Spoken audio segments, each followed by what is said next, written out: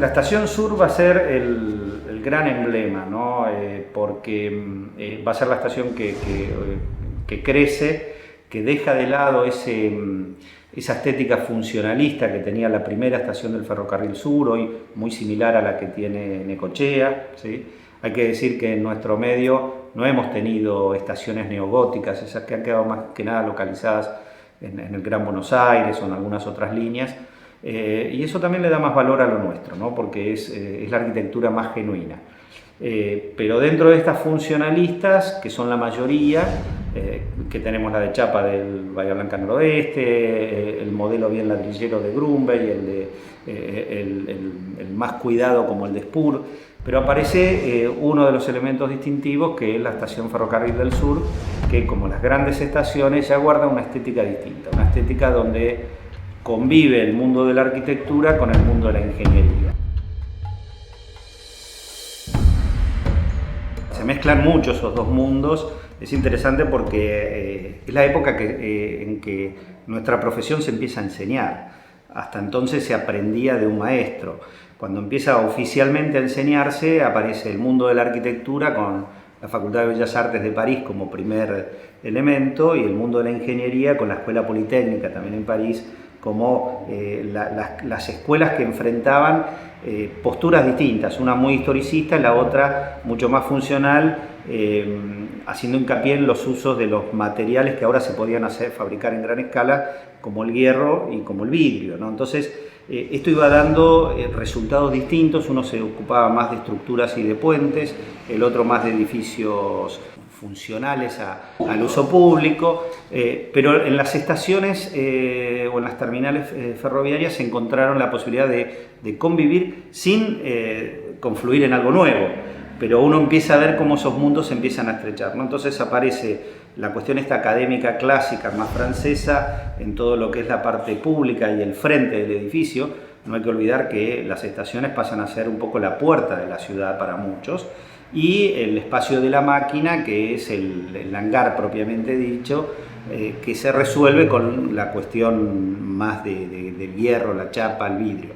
Pero también aparece en ese hangar, cuando uno mira con detenimiento, por ejemplo, las grandes columnas aparecen con su capitel corintio, ¿no? Es decir, cómo se quería llevar el gusto que era probado en la época a un material que no se lo consideraba noble como era el hierro. Y también en la fachada pasa lo inverso, ¿no? Es decir, la fachada, que es bien francesa, aparece toda esta gran marquesina de vidrio, donde uno va viendo los elementos funcionales, de qué manera, digamos, empiezan a jugar con toda esta arquitectura francesa.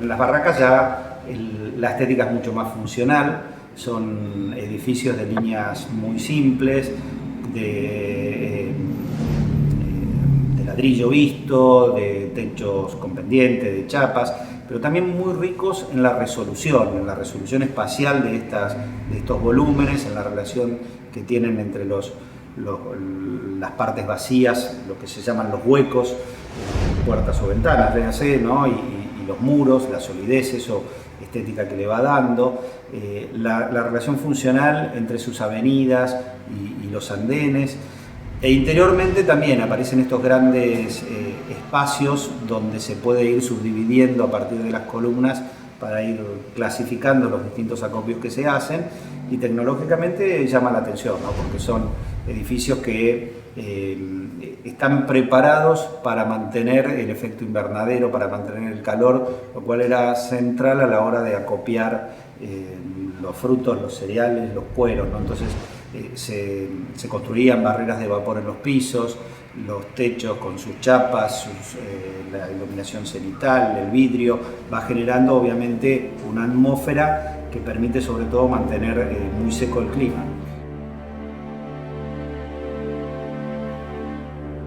Los elevadores eran centrales en este modelo, y justamente por su término él lo diferencia de las barracas, ¿no? Es decir, necesita de la energía eléctrica para moverse, para funcionar. En esa época eran energías por transmisión y por lo tanto necesitaban también de espacios bastante considerables.